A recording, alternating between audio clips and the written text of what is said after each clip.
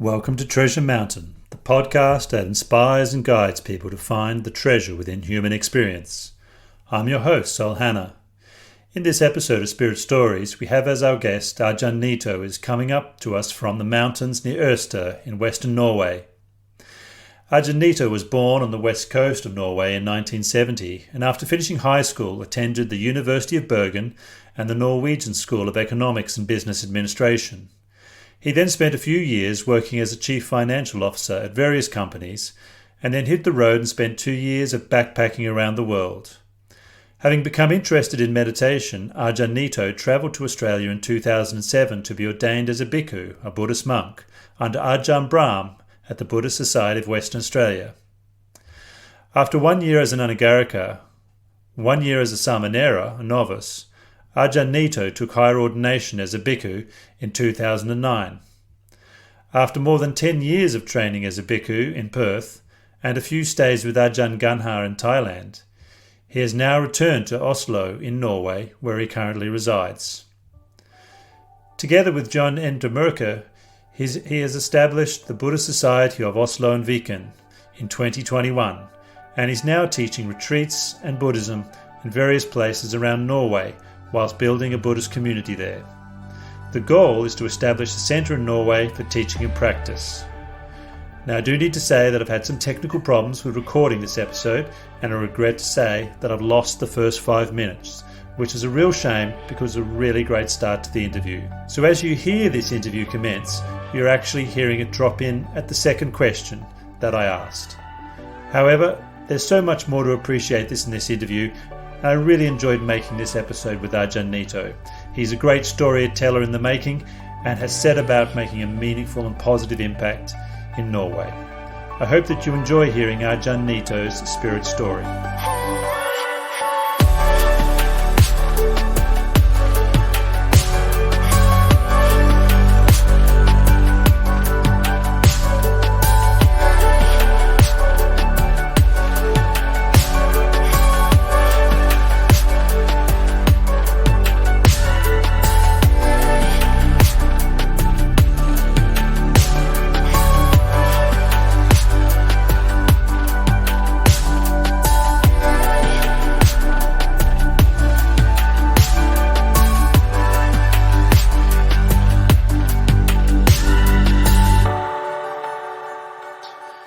And you mentioned earlier there was a second part to the story.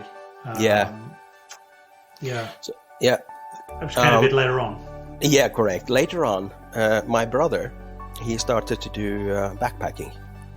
And he's been all over the planet. I think he did 2 years of backpacking. And at one point, I was back in Norway, and he sent me an email. He said, okay, I'm going to this weekend retreat. I think it was in Mexico, I think. And I emailed back, said, yeah, that sounds like a good idea. And may you have a nice retreat. So he went to this retreat. And then a couple of weeks after, I got a new email. I'm going now on a 7 days retreat. And I answered back, yeah, that sounds good. That sounds like a nice idea. May you have a nice retreat. And a couple of weeks after, I got another email. He said he was going for 1 month retreat. Wow.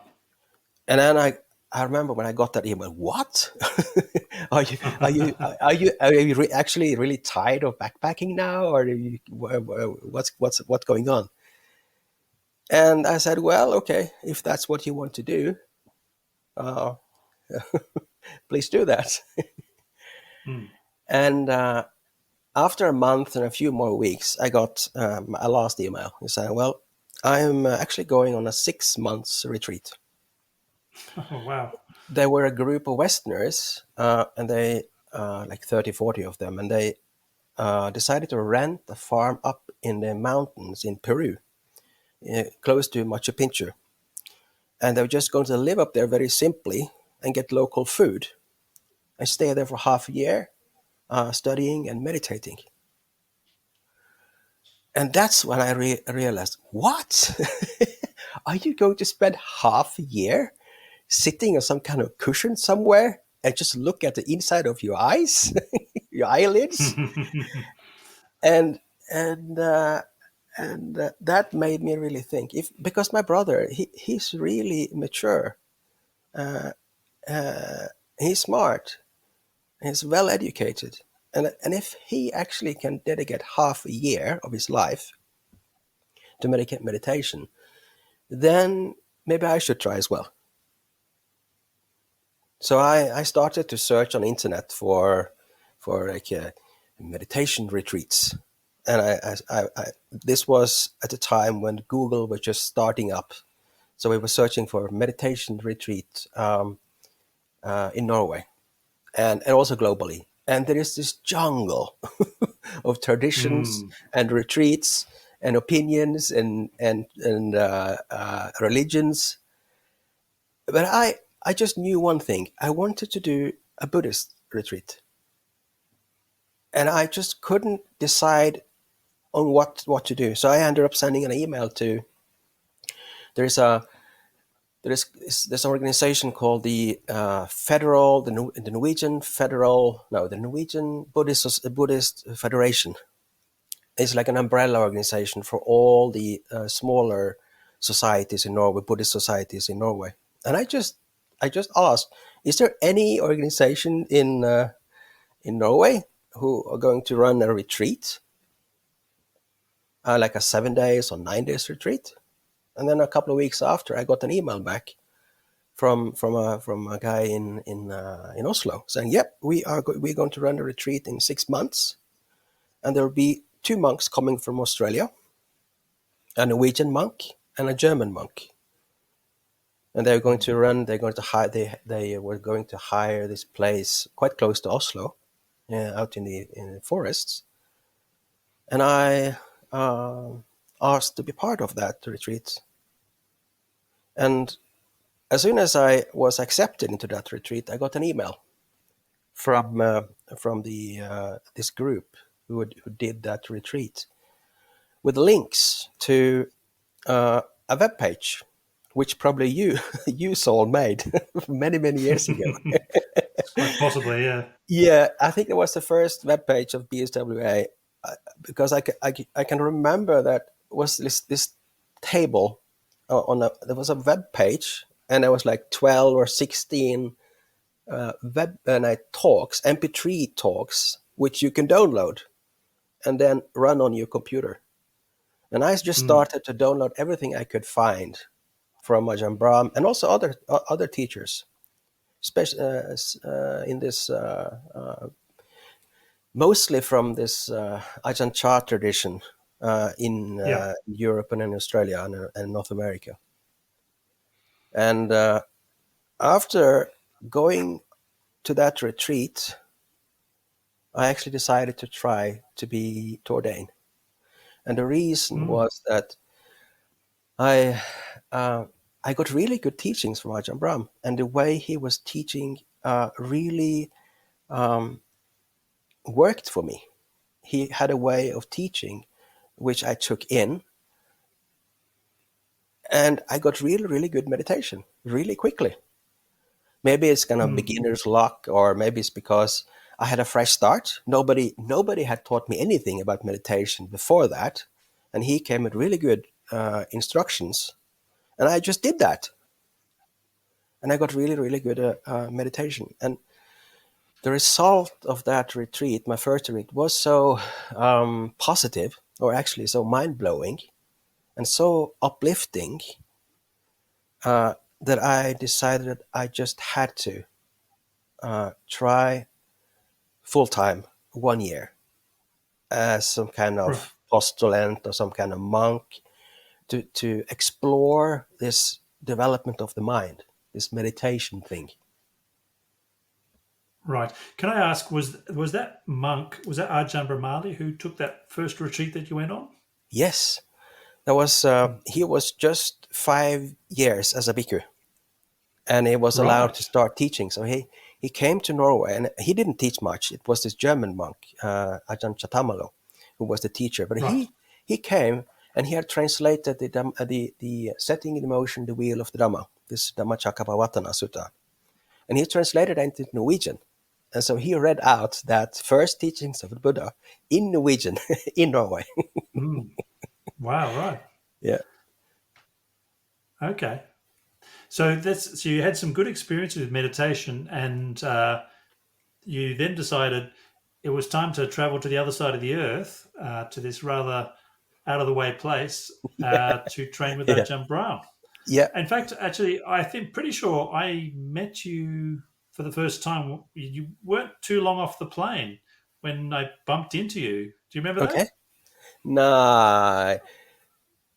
Well, the thing that struck me at that time, and you were an anagarika. I can't remember how long you'd been in Western Australia at the time, but I Okay. remember that you were very, very enthusiastic, and you said, "Oh yeah, I'm going to become a monk, and one day I'm going to go back to Norway."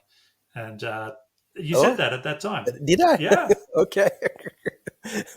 Going back yeah, to I Norway. remember it, and I thought, Okay. well, that's Okay. very nice. Yeah. That's very nice, but I didn't. You were just an anagarika wearing white at the time, Yeah. Yeah. Yeah. and so I didn't put too much weight on it. But it's interesting how things have turned around. So um, you came to Australia. What was your experience when you? Because it's a huge change, huge life change. You've come to a monastery. This is very different from the life you led before. What was your experience of making that transition? Oh. Um. Um. I think that for me, it was a big change, of course. But for me, I was really motivated because I had really good experience before I came there. So I kind of knew why why I um, why I wanted to come there. So I was very um, energetic, and I was willing to let go a lot because I knew I had to let go as much as I could uh, and get a very peaceful and calm surrounding and supporting surrounding for meditation to continue my development of my mind. So for me, yeah, it's like, yeah, you after a while you have to give up money and you have to give your girlfriend and you don't have your own house and you don't have much at all. But which is kind of difficult to let go. But I also had like an inner motivation to let it go because I knew already when I came there the benefits of following this teaching. You learn to let go of so much around you. So you have very, very little freedom to do things, but you have so much freedom from things. So for me, it wasn't all that difficult to let go of all the my. I had a girlfriend, and I had a nice job, and I have my family and my friends here in Norway, and I had to let go of all of that. But but again, I told myself I'm going to try this for 1 year. So I always had that in the back of my mind. So in case this doesn't work, and in case this doesn't lead the way I want, I can always just quit this and go back. So I didn't.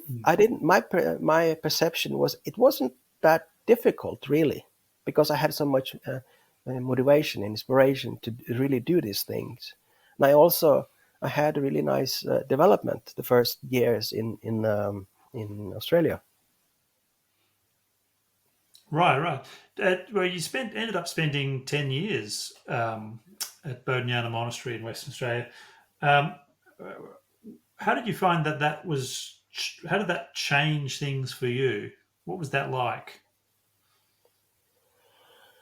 I mean, Oh, a lot of lay people would wonder, well, what's it like being a monk? mhm. Not just spending a few months there, but this is it. I mean, by the Yeah. time you decided to take full ordination, you must have had a pretty good idea that you were going to stick with this for a while. Yeah, kind of. For me, when I came to Australia, I had this decision. I wanted to try 1 year. And I really, really want to do that 100%. Really put in effort and listen to a great teacher like Ajahn Brahm, and really try to do that and follow his teachings and his advice, and also all the inspiration I could get from Ajahn Chah, his teacher. And after half a year, I decided, okay, 1 year is not enough. I have to try 2 years, and then you need to take this samanera, or this novice ordination. So after half a year, I went back to Norway, and I told my family that I'm actually going to ordain as a monk, as a novice. Mm. And I went back, and I did that novice ordination, and so I decided to try for 2 years. Because I had one problem. I had health problems in Australia, and I didn't know what was the problem.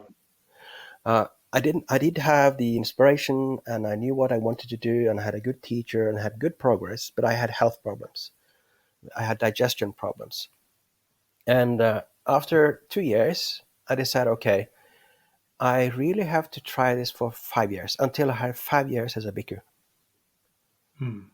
And those 5 years, they just flew nicely. I had a really nice, I started to get a handling on my health problems. I started getting better. And I remember after, I think, 6 or 7 years as a bhikkhu in Perth, so that's totally like 8 or 9 years, one guest at this monastery came and just asked me, so for how long are you going to be a bhikkhu? He just asked me like, is it 1 more year, or is it like 5 more years, or are you ready to leave now, etc. Because the reality is that most of the people who ordain, they give up after a certain amount of years. But I was asked, and that question came very surprisingly on me. And even more surprised I was of my own answer. And this answer just came out, I'm going to be a bhikkhu the rest of my life. And it was just an answer. It was just an honest answer coming straight from my heart. So I already knew after 6 or 7, 8 years that if I can get enough support to live as a bhikkhu, I probably do this the rest of my life. Because I can't see anything better you can do with a human life than developing happiness. Because that's what we're doing. We're starting to examine our own minds and why happiness comes up in our minds and how that can stop. And when suffering goes away, the result is happiness. And you learn to become happy temporarily in deeper meditation. So you really learn the power of the mind, how beautiful, how fantastic your mind actually can be if you have wisdom. So you by meditation is like a laboratorium where you start to work on your mind and how can you be happy? How can unwholesome or difficult or heavy emotions kind of disappear, at least temporarily? And then the result is that you get really, really uplifted and happy and peaceful and stable and free. And when you start to get those kind of experiences in meditation, then you naturally start to develop that wisdom, which creates a permanent happiness in the mind, not just based on meditation, but based on wisdom. I think that you've hit the nail on the head there. It's a beautiful story. In part, it shows that the monastic form, like to a lot of lay people who are looking upon it and who may even respect it a great deal, it seems very hard to do, but actually it really is set up just to protect the meditative mind, the mind relinquishing and letting go. Yeah. And if you can do that, then it's a very good place to be at. Yeah. And I also just wanted to comment that I'm not sure whether you were aware of it at the time, but your approach was one which was, let's try it out. Let's stick with this for a year. Okay, let's try another 2 years. I think that approach is a really good approach, rather than saying, I'm going to do this until my blood dries up and my bones turn to dust. I see that sometimes, and it tends not to last very long. No, that is a type of effort which is based on craving, on will, or wanting, and it never works. Absolutely, yeah. So I think it turned out really well. I think it's quite instructive. That that gradual approach, I think, is really nice. Yeah. Well, I have to ask you before we move on. Yeah. Do you have any classic Ajahn Brahm stories? Yeah, actually, yeah. This is one. This is this is one of my favorite stories for Ajahn Brahm, and it's very short. But I just like what he said, because what I like most, at least now after many years, I've been living with Ajahn Brahm for 13, 14 years. I've heard all his teachings too many times. And it's all been good teachings, but in the end, it's like, well, here we go again. Same story, same, etc., etc. So in the end, it was what still inspires me is that when Ajahn Brahm gets asked a question and he just pops out an answer out of the blue kind of thing. And that's what I love going when Ajahn Brahm is teaching 9 days retreats, and people ask all these weird questions in the evening, just coming from all kind of directions, and Ajahn Brahm just comes with all these beautiful answers, and you learn to see things from different perspectives. And this is what happened once. All the monks were taking their food, and just before Ajahn Brahm was going upstairs with his food, that I think somebody was asking, like everybody, or asking Ajahn Brahm, what was the last teachings that the Buddha gave? What was his last teachings? Because there are all kind of translations and variations of and interpretations of what the Buddha's last words were. And Ajahn Brahm, he just came with his own translation of the Buddha's last words, and it was, "Hurry up."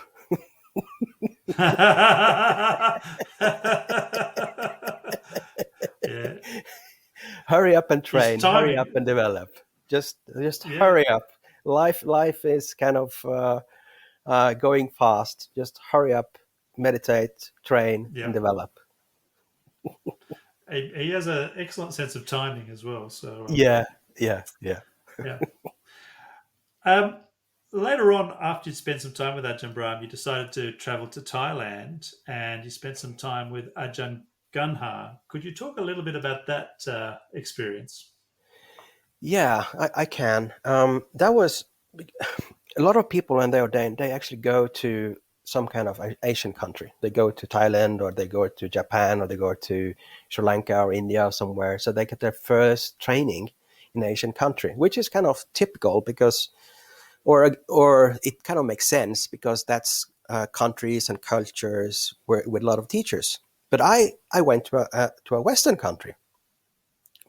So, and I went to a Buddhist country after I become a senior monk, and so I came to Thailand as a thera, as a senior monk, and at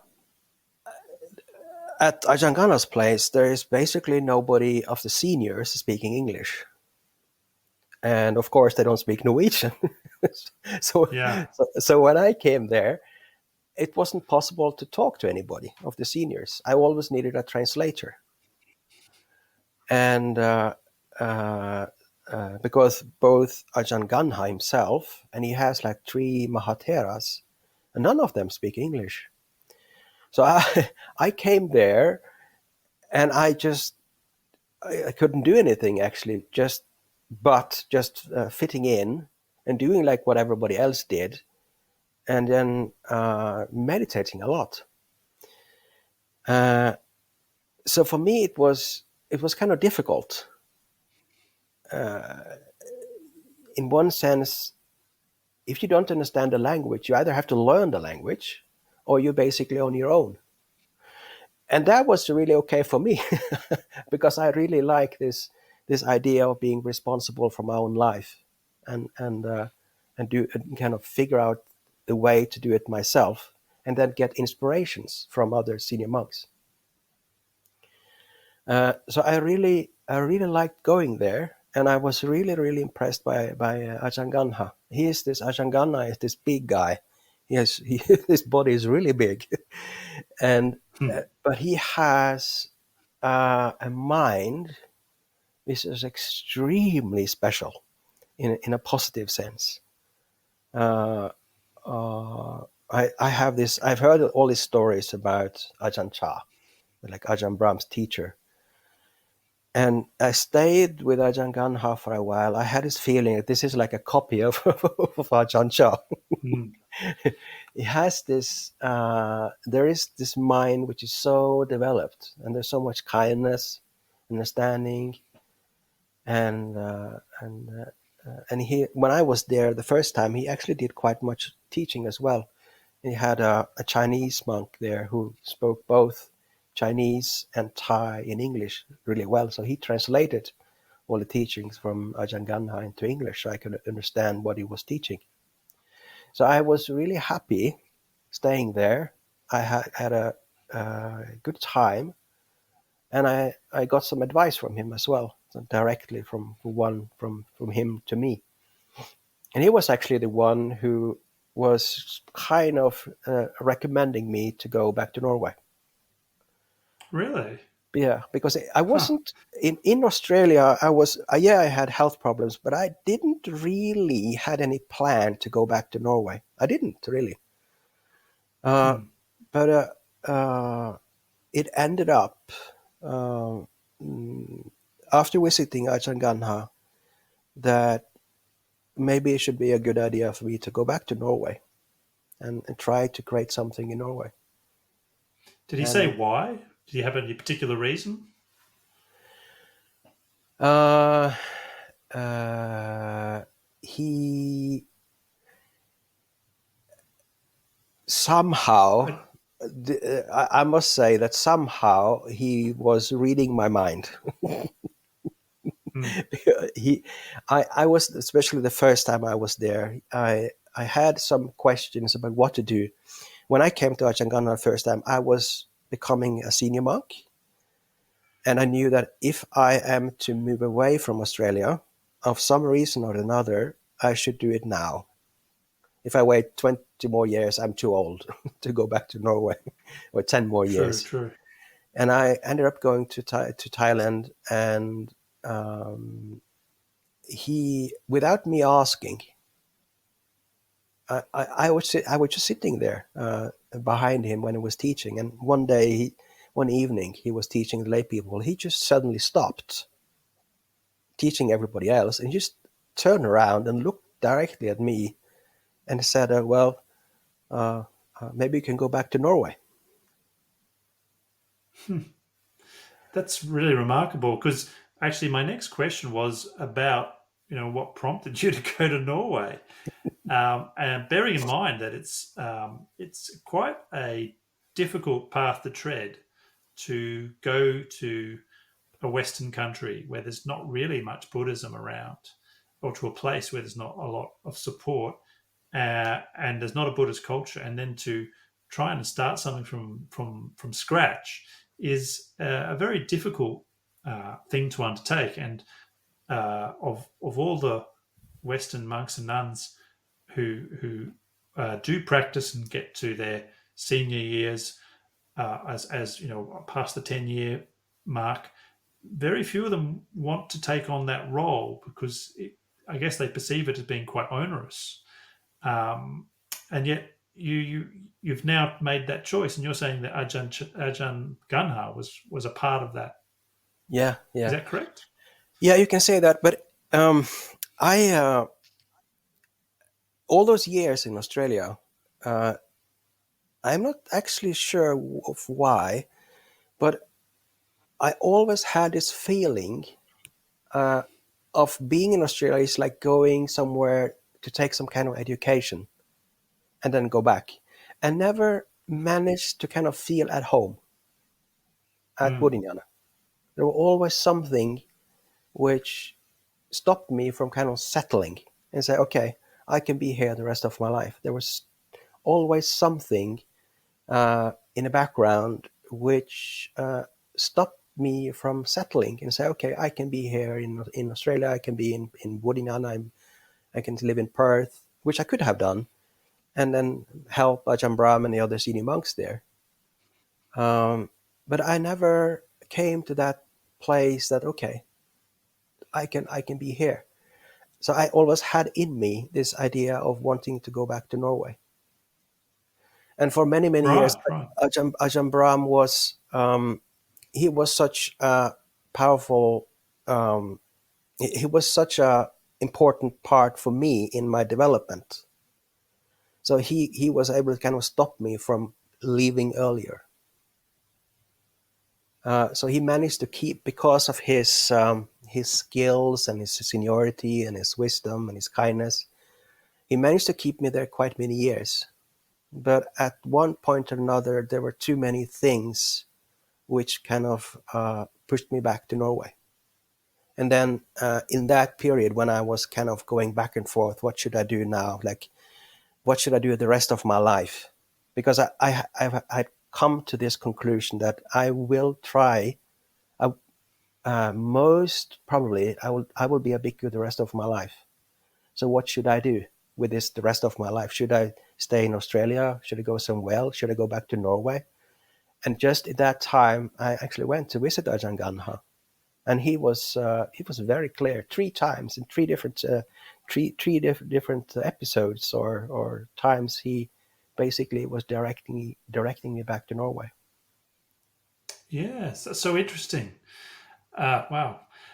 Apart from that experience, going to Thailand and getting that prompting from Ajahn Ganha, what was it in Norway that made you feel confident that you could go there? I mean, did you have some connections there where people were saying, "Oh, come to Norway, we'll support you"? Did you have anything like that, or what was it like when you turned up? The problem is that maybe I should have done that, but the thing is, I was in Thailand, and then my auntie died, and I had to go to Norway for that funeral. And as soon as that funeral was over, COVID came, and all the borders shut down. So I was just stuck in Norway. I wasn't allowed, and Australia was very strict. It was impossible for me to go back to Australia. And Thailand is same. Thailand had a lot of problems with COVID. So I couldn't go back to Thailand. I couldn't go back to Australia. And here I am, no support, just staying with my family. So what do I do now? Yeah, right. That's And in the past, before I went to Australia, there were a few people in Oslo which I knew was kind of part of a Buddhist society, but I didn't really wanted to connect with them. They kind of started a project going another direction than what I wanted to do. So I just started. Okay, I have to stay here now for a while. Maybe this is my chance to see whether it's possible to do something in Norway. And I spent a few weeks and months setting up a webpage. And I actually made a podcast as well. But I removed it because it wasn't good enough. But it was just I was trying to take all the teachings I have given so far in Australia and make it available in Norway. And I made this web page, and I said that I want to try to create a Buddhist society in Norway. And is there anybody interested? And then after half a year, I got this email from one guy in Oslo, which I didn't even know. And we started to chatting on email, chatting on some kind of messenger, and then we had starting to make phone calls. And we connected really well. He has been in Perth many times. He'd been on 9 days retreat with Ajahn Brahm, and he knew a little bit about Ajahn Brahmali, which also is Norwegian. So I went to Oslo to visit him in February 2021, or last year. And we decided to just start a Buddhist society. And a couple of months after, we actually did. Was that John Endormoka? Yeah. His name is the Norwegian pronunciation is Jonandre Mørk. Jonandre Mørk. Okay. Yeah. Ah, very interesting. So we just started. So that's. I can't help but feel like all the circumstances around your return to Norway. It was almost as if the universe was conspiring to make you there and get you stuck there.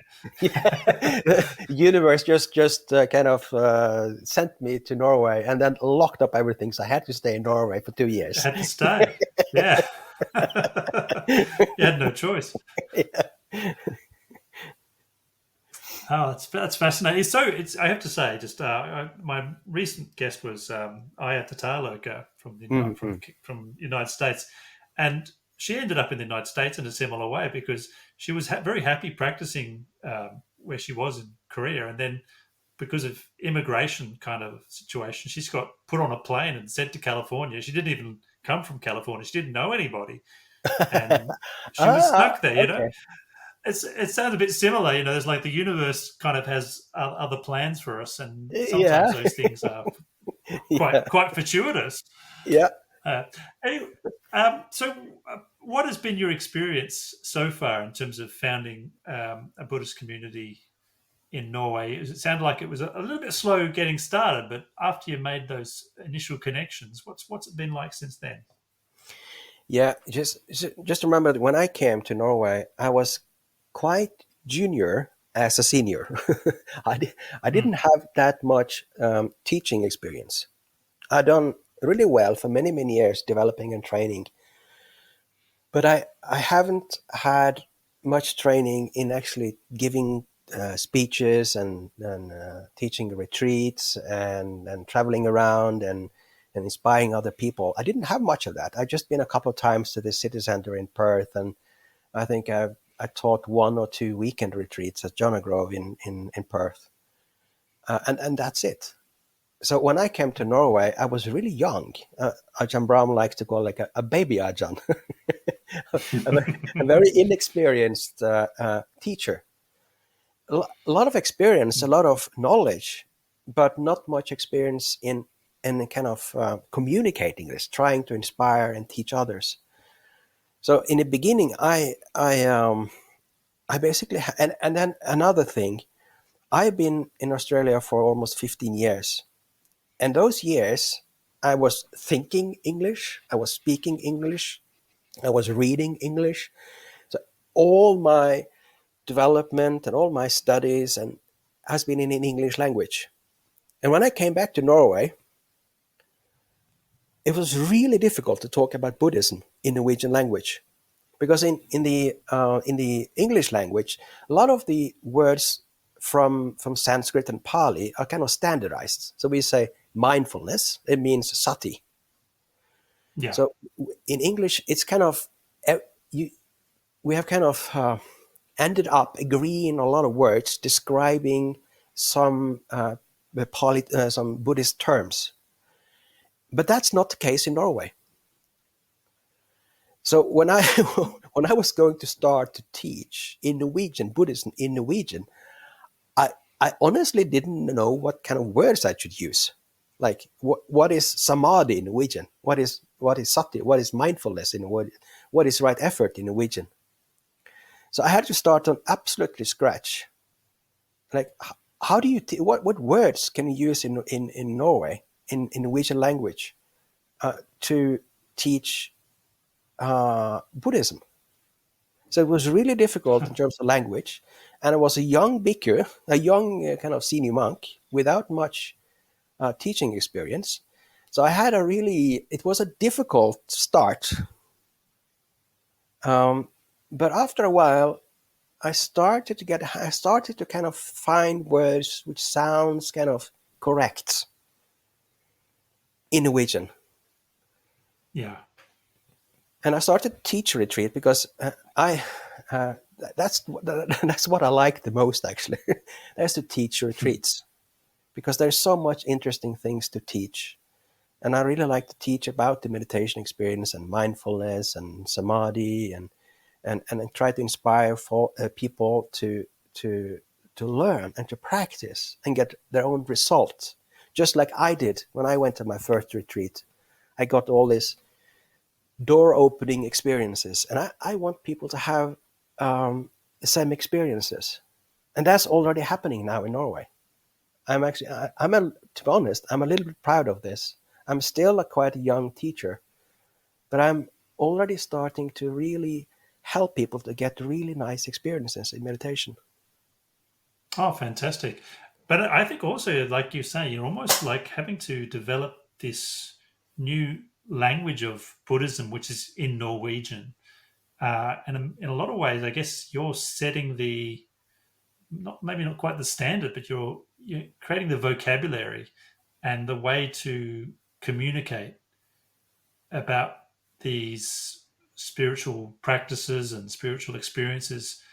It's in one sense, because for all of us to understand these things, it tends to start with someone teaching us verbally, or perhaps in print. You're creating that for the, I get, maybe the first time. I'm not sure. It sounds like.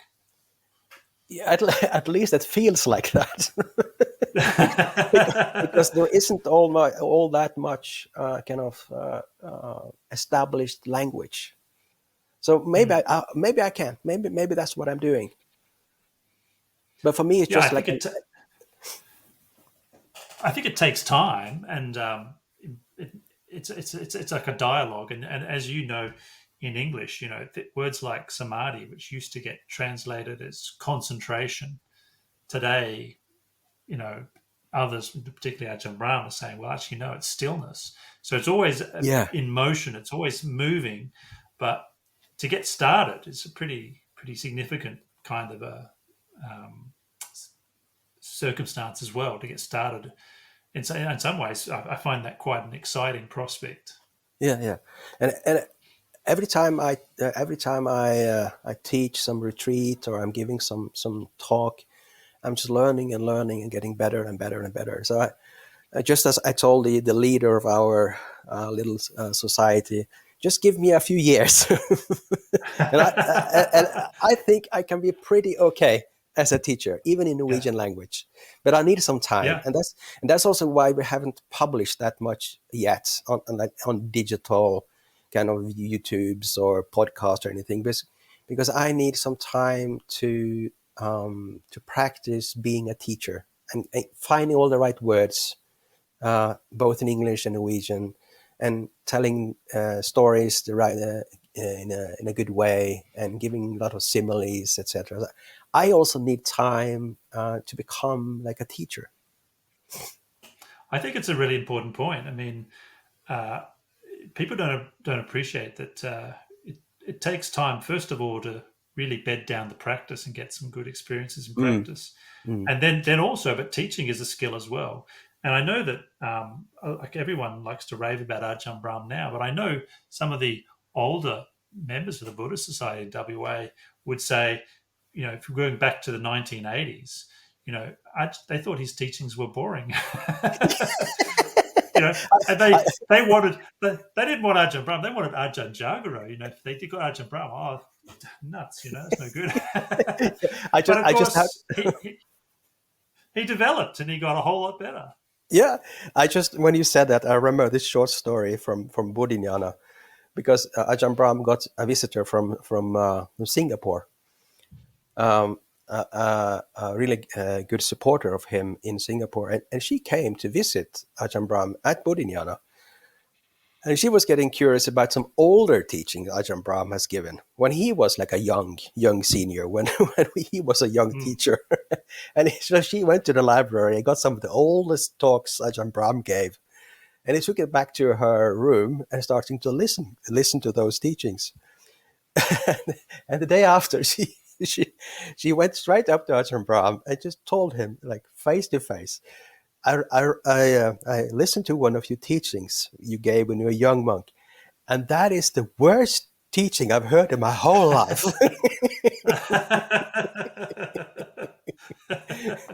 And now Ajahn uh, Brahm is so skilled in teaching on all uh, levels. He can teach like like a little bit like populistic or like easy, funny um, uh, teachings, and he can give teaching to the monks, which are deep. He can give retreat talks on retreat. So he's developed skills and teaching skills in all kind of settings. He can teach 5,000 people on a conference center. He can teach one-on-one to another monk, really, really deep stuff. So he has the whole continuum of the whole spectrum of capacity of teaching.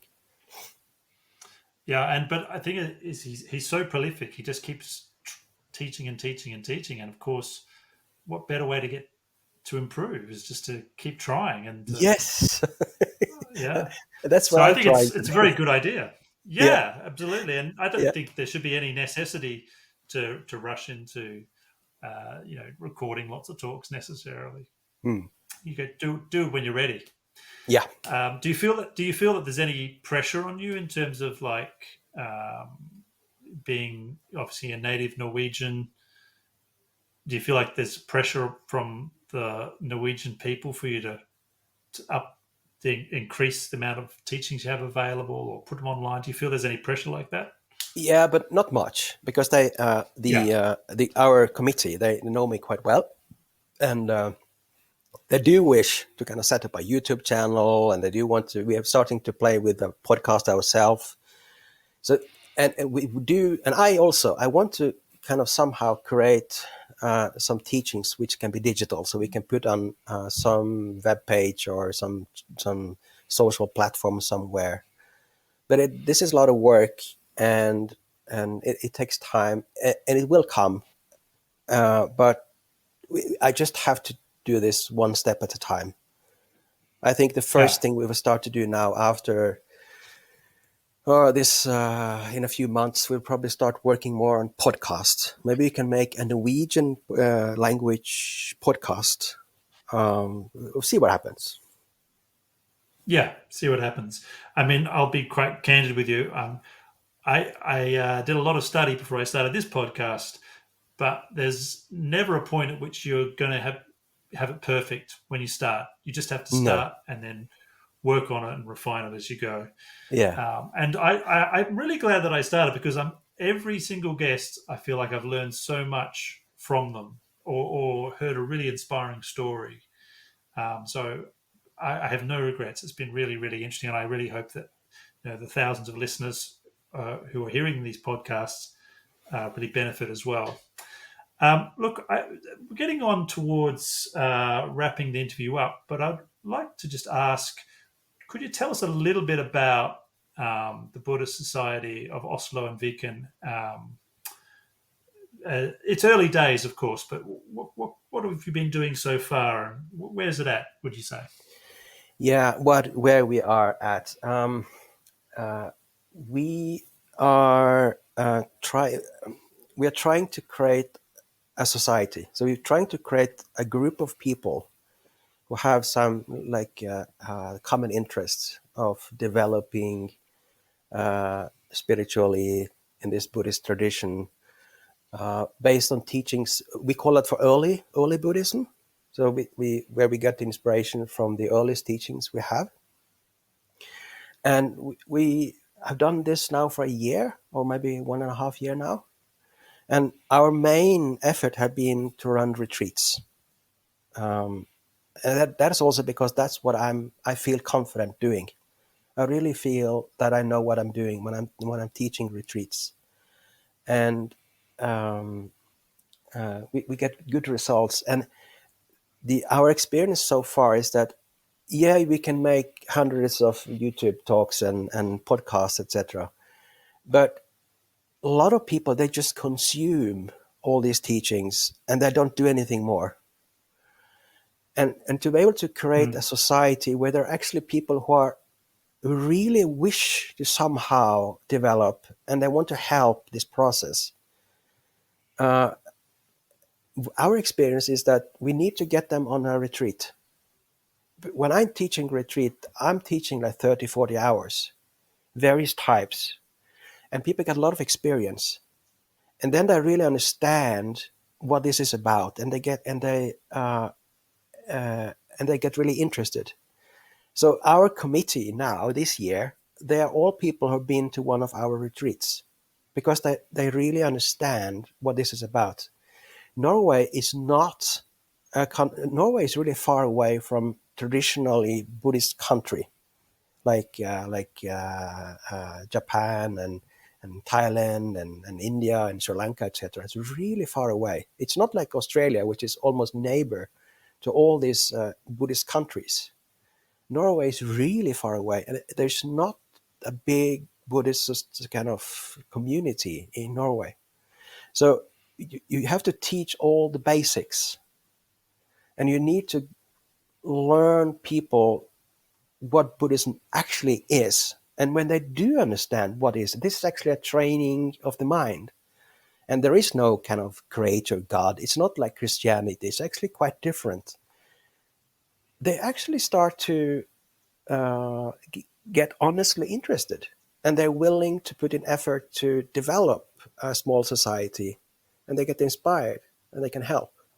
So what we've done so far is to run a lot of retreats in various parts of the country, because we know that we get an opportunity to give a lot of information, a lot of teachings, and giving people a lot of experience and their own practice.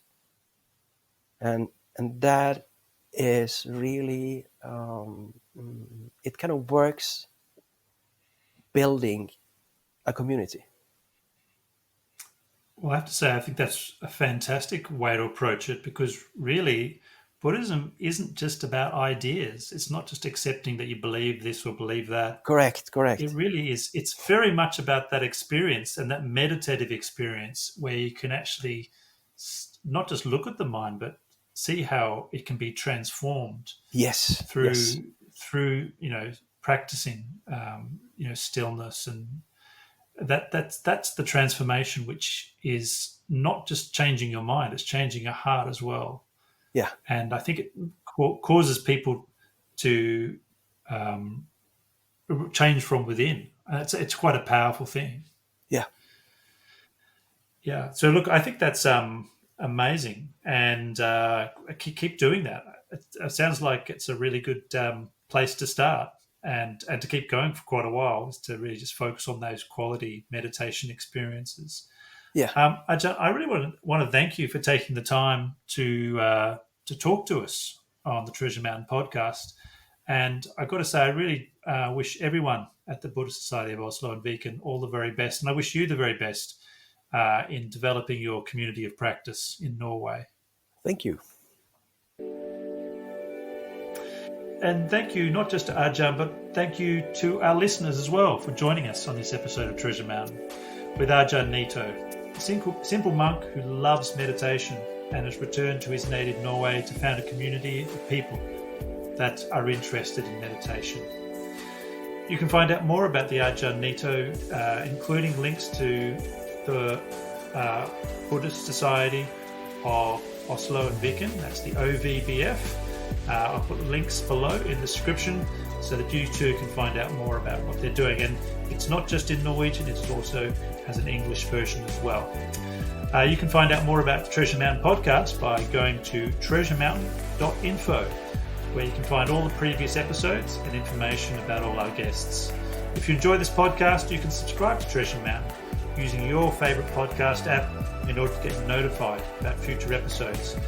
And don't forget to tell your friends about Treasure Mountain too. I'll have more inspiring guests and topics in the coming weeks. And until that time, may you find the treasure within.